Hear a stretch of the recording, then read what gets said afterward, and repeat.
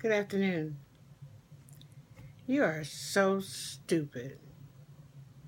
You're ugly and you can't do anything right. Nobody wants you.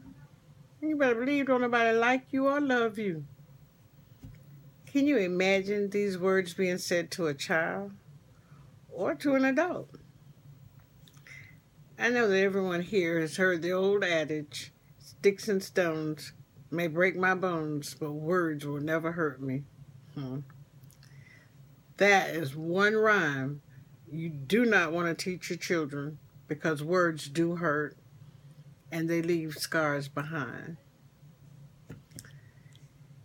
It's called emotional abuse, and it leaves an invisible scar that can sometimes last a lifetime. Many people suffer in silence, not knowing that they're being abused.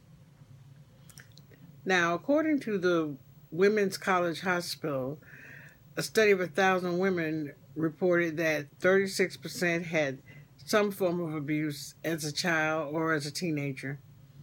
39% reported experiencing emotional abuse in a relationship.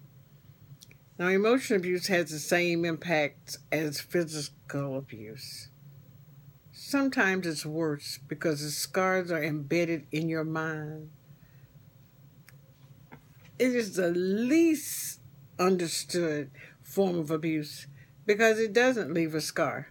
And the abuser sometimes is not even aware of the damage that they're committing to another human being.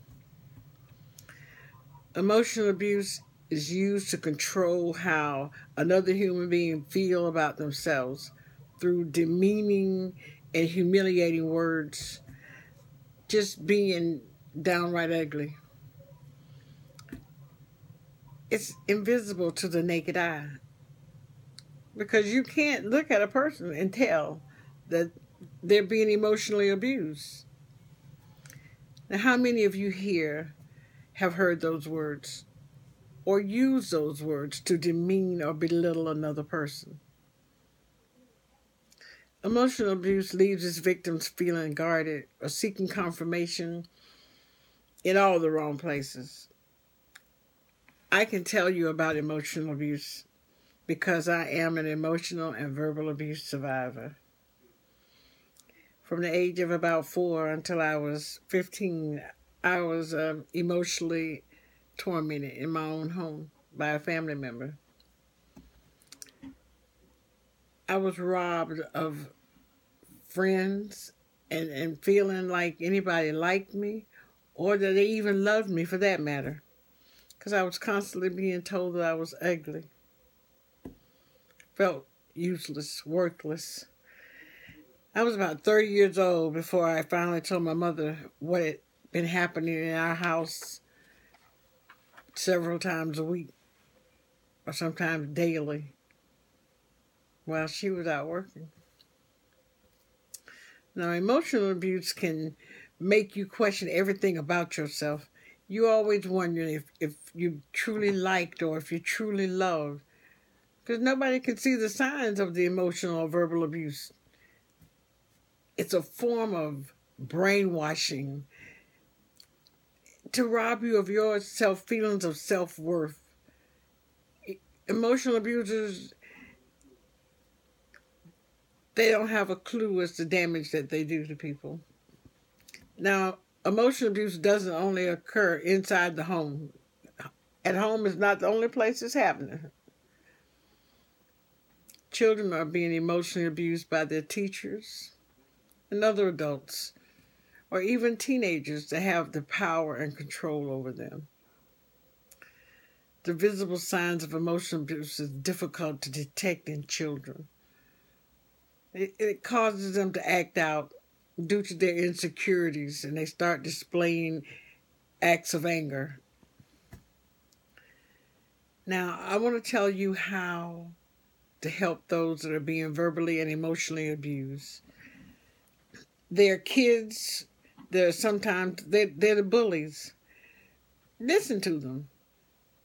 Let them tell you what is going on around them. The victims are sometimes confused and not understanding their worth in life because they've been told too often that they're worthless, that nobody wants them, that you ain't no good, nobody loves you. How often can you hear that before you start believing that?